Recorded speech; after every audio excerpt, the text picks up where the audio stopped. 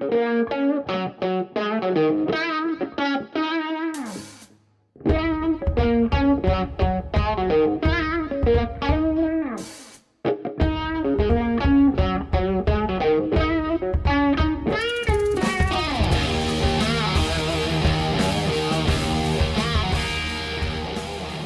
ladies and gentlemen, and thank you for tuning into 91.1 WRMU. We are just minutes away from kickoff at Mount Union Stadium as the Purple Raiders gear up to take on Frostburg State in the quarterfinal here at Mount Union. But first, we have an interview with a couple of secondary players. We have Gabe Brown, Lou Berry, and Kollyn Crenshaw. Guys, first, how are we doing today? Good, thanks for having us.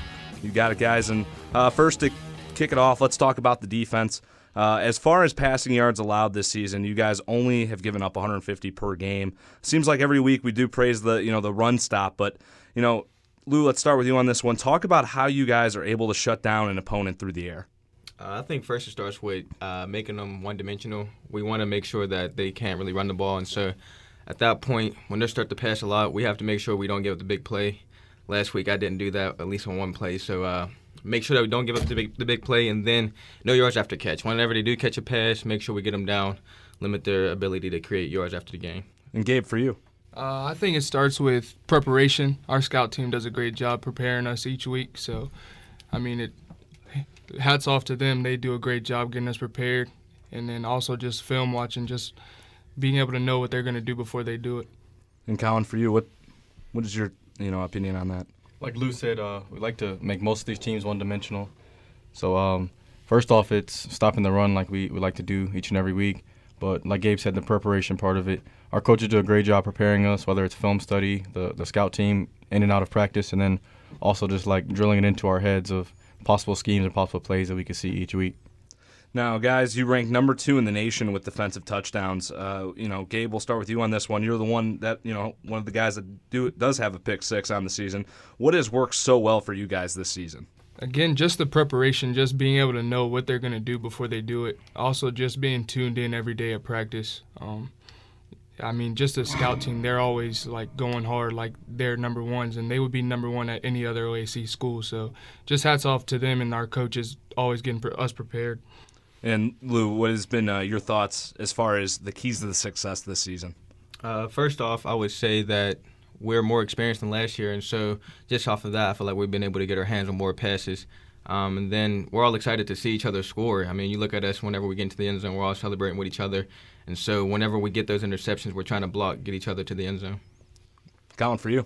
For me, it's like they said, it's preparation part of it. But I was the last one to join the club last week. I finally got it. Yeah. But like he said, it's once we get to the end zone, it's a party for us. But we pride ourselves on forcing those turnovers. Like we try and get 3 turnovers a game, and that's the culture of football that Mount Union has had for years before 3 of us have even been here.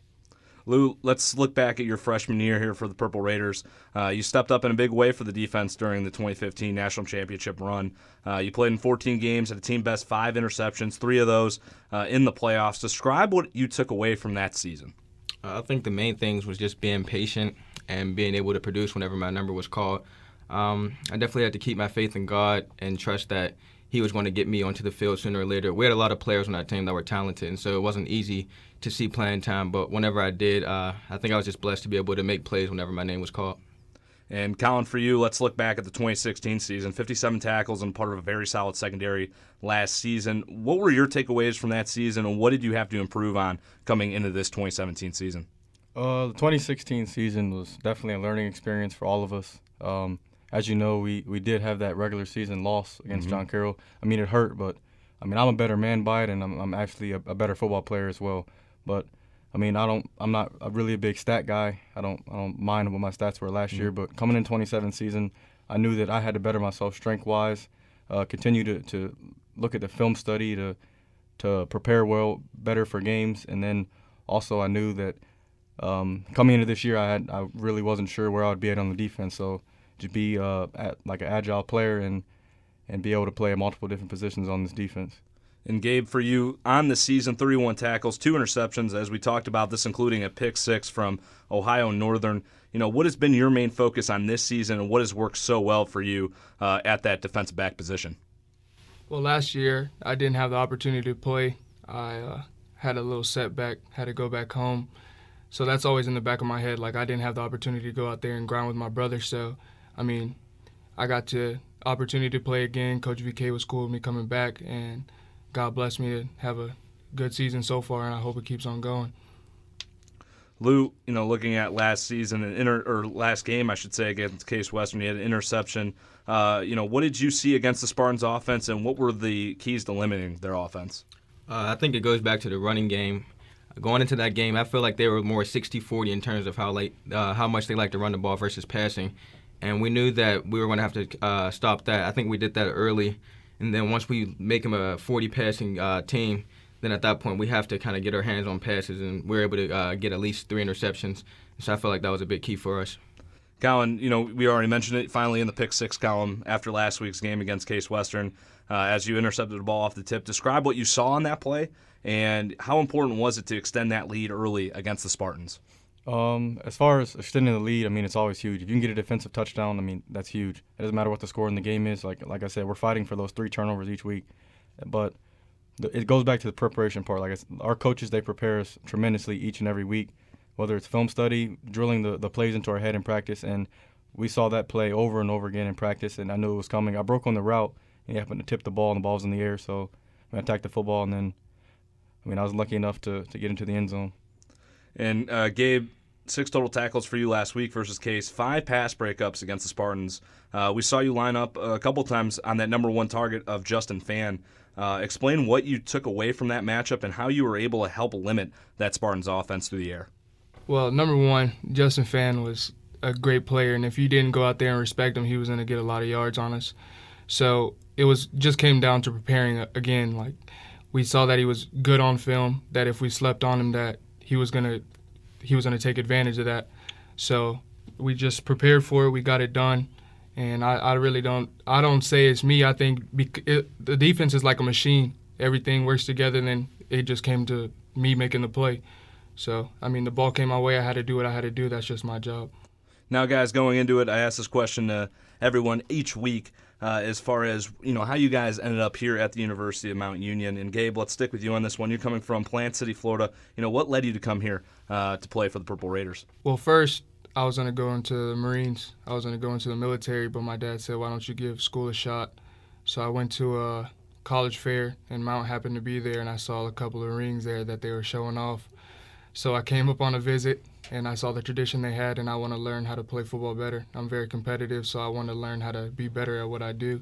So I think I'm take the next step and taking the next step, and just that's what I wanted to do. That's awesome. And Lou, looking for you, you come from the Pittsburgh area. How did you find your way here to Mount Union? Well, it's pretty interesting, but my dad's a high school coach, and one of his assistant coaches had some connections to an assistant at Mount at the time, and so he pretty much just sent out my highlight tape to him. They were interested in me, and once I got up here on his campus, I came to the Wesley game, the semifinals, 2014, and they were winning 56-0 at halftime, and I just wanted to make sure that I was putting myself in position to play meaningful games in December, and I'm blessed to be able to do that here.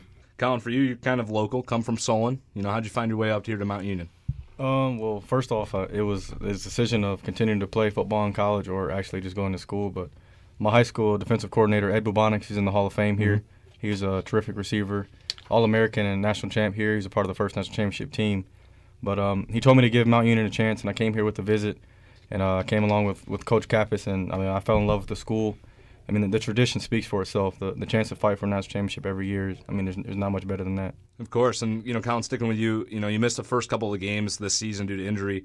We now see you kind of line up at that spur linebacker position. Was there any change that you needed to make at that on the field with that position? First off, I'd just like to say I'm blessed, and I like to thank God finally be back on the field. It hurt just watching these guys get to play, mm-hmm. but I knew they're going to take care of business. But adjusting to the spur position, like I said, coming into the season, I wasn't sure truly where I would play because we got Gabe back, and that was huge for our secondary. Mm-hmm. But I knew that we'd be a better defense if all 3 of us were on the field. So, I'd just like to adapt and continue to strive and perfect my craft, and then also grow as a defense. But the spur position, you have to be a great tackler, but also have to play in coverage mm-hmm. as well.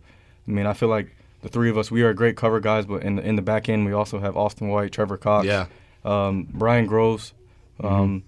And our D-line is terrific, and Danny and Charlie are great linebackers as well. Mm-hmm. But I mean, the spur position, it was an adjustment, but, I mean, as an athlete, you got to make adjustments to continue to be better at what you do. A lot of talent out on that field on that defense, and you just mentioned it. Lou, not only are you involved with football, but you're also a member of the Mount Union track and field team, and last year you were a champion in the OAC in the outdoor 200-meter, 100-meter, and 4x100 relay. Discuss being a dual sport athlete and how your work on the track translate to helping you on the football field. Just in terms of being a dual sport athlete, I did it in high school, so it's something that I've pretty much just grown accustomed to.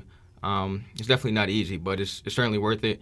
Then just taking it to the football field, I try to be technically sound all the time, but I know that in my back pocket, I still have my speed at the end of the day, and so it's kind of a security blanket, something that I can rest on if things do go wrong any time of the game. So I feel like it's something that I'm definitely thankful for. And with you guys in the secondary, you played along with guys such as Trey Jones, Nick Rodriguez, Alex Kocheff, and Will Heitschut, just very standout defensive backs for the Purple Raider unit. We saw them in that run of the 2015 National Championship.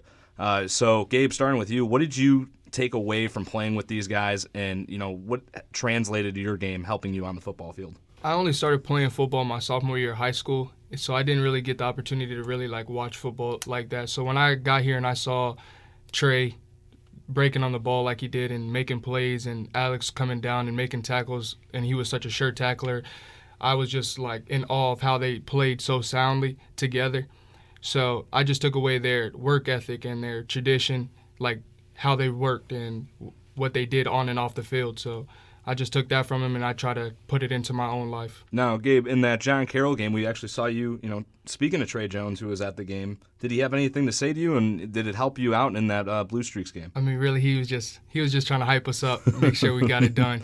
But anytime you see him, you want to impress him because he's that type of dude that just brings the best out in you. And Lou, for you, with all these standout defensive backs that you've seen in the last couple of years here from Mount Union, what takeaways did you have that really helped you on the football field?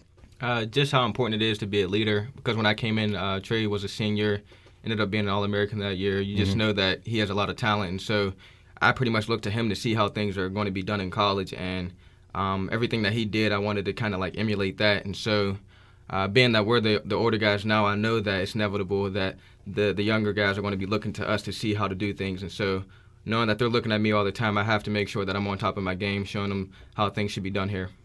Kollyn, for you, what did you take away from all these standout players? The guys who played before us, they paved the way. Not only the Trey Jones and Nick Rodriguez, but even our coaching staff. Coach Ely, we've got Coach Kappas as well. They're both tremendous defensive backs here. But like Lou said, now I'm a senior, Lou's a junior, Gabe also a junior on the field. But I mean, we're the guys that all the younger guys look up to now. So we know that we have to set an example each and every day, how to practice, how to be on and off the football field. But what I took away from most of those guys was how to grind hard in the weight room and let that translate to the football field, but also become a better man while playing football. I mean, football is life, and one day football is going to end, but those life lessons and the brotherhood that you have, that goes on for forever. But going back to that, I mean, it's just great that there's all those guys who have played before us, and we can continue to learn from them and then look at past experiences they've been through and just know that tough times will end, but adversity sometimes makes you better. So, guys, with the defensive back position, you guys are arguably one of the most skilled positions on the team. Lou, starting with you, is there any NFL player that you tried to style your game after or watch film on and try to translate their play to help your game? Yeah, I would say Richard Sherman, and it's pretty odd to hear, being that I'm 5'7", he's 6'3", but pretty much the way that he approaches the game, he said that he's really not that talented, but all of his plays that he makes comes from watching film and just knowing what the offense is trying to do to him. So I feel like I'm pretty much the same way. If you're playing defensive back, you have to have some type of talent, but you have to be one step ahead of your opponent, knowing what they're trying to do to you, and then from there you can put yourself in position to make plays. And Gabe, for you, is there any NFL player that you try to style your game after? Lately, I've been watching Brent Grimes just because he came into the league undersized. He didn't really know if he was going to make it because he was 5'10", 180 pounds. But he's so technically sound that he made a way for himself in the NFL, and he's doing great at it. So I just watch his film, watch how he breaks on the ball, and just how he gets after it. And just his work ethic is crazy because he was injured. He tore his Achilles. He was back in a couple months, and he came back even better. So that's what I look up to. And Kollyn, for you? I mean, everybody enjoyed watching Tyrann Mathieu while he was at LSU.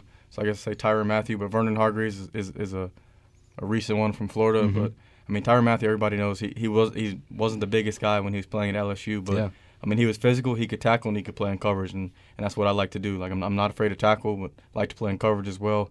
And then Vernon Hargreaves, his technique is amazing in how he gets in and out of breaks in college, and then just being able to watch that and realize that the more you work at something, the better you'll be at it. So continue to work on footwork and agility. I mean, those guys are great players, and it's fun to watch them. So, guys, let's look at today's matchup versus Frostburg State. Coming into the quarterfinal after a 46-23 win over Washington and Jefferson, they made their way into the playoffs with an at-large bid. On the season, they average 192 yards on the ground and 235 through the air. Connor Cox is the one leading the Bobcats at quarterback and has had a great season, but has had 11 interceptions on the season. So, Kollyn, starting with you, give me your keys to victory against Frostburg State. The keys, I mean, as we say each and every week, we have to be able to stop the run, limit the big plays, and then force the turnovers. Like you said, I mean, they have been turning the ball over as an offense. So, I mean, I think that if we stop the run and make them one-dimensional, like Lou said, and then we continue to go towards our game plan and force them to become a passing team, then we will force those turnovers. So, I mean, those are the three big things. Lou, for you, your keys of the game. Yeah, I think it's simple. Kollyn pretty much talked about it. It's going to be won and lost in the turnover battle. You look at how they got here. They had 4 turnovers last week. They forced against Washington and Jefferson. We forced 4 turnovers last week, and so I don't think there's any mistake that we've gotten this far getting takeaways. And so pretty much it's going to come down to who can take care of the ball and then who can force the other team to turn it over. Gabe, same question to you. Your keys of the game. Being able to tackle, coming out of the secondary, and be able to come down and tackle.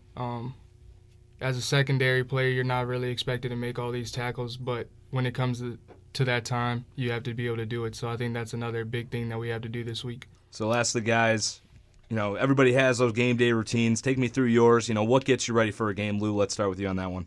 I like to watch highlight tapes of defensive backs just to envision myself making plays, things like that. And then also like to listen to gospel music just to calm me down. There's a lot of things going on, especially in the quarterfinal game. So I listen to gospel music just to calm my nerves and just stay level-headed. Gabe, for you, your game day routine. Kind of the same as Lou. I listen to gospel music, listen to a little bit of R&B, just because I'm already anxious, I'm already nervous. Good nerves, just ready to play. But I just want to be able to stay calm, keep my head in the game, and just not get overexcited. Kollyn, for you, your game day routine. I think it starts with all three of us. We probably wake up in the morning and we thank God first off. But I mean, like they said, listening to music, staying relaxed and getting that extra bit of film study in before the game. And then just knowing that go out and just give everything you got for 60 minutes. Awesome, guys, as they will get ready to take on Frostburg State here in the quarterfinal. As you were listening to Gabe Brown, Lou Berry, and Kollyn Crenshaw, a couple of guys in the secondary for this Purple Raider defensive unit. Keep it locked in here to 91.1 WRMU. When we come back, we will have coverage for Mount Union and Frostburg.